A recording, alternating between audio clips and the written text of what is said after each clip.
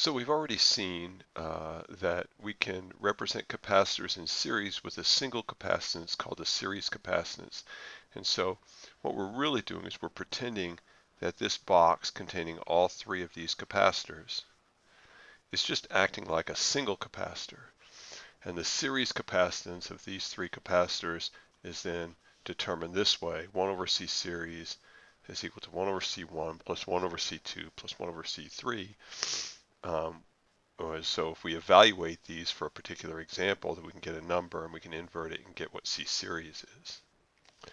Similar with capacitors in parallel, the capacitances add in parallel. So these three capacitors are in parallel because charges that are going through the circuit can either go this way or this way or this way. Whereas in series, there's only one way for them to go through the circuit, right?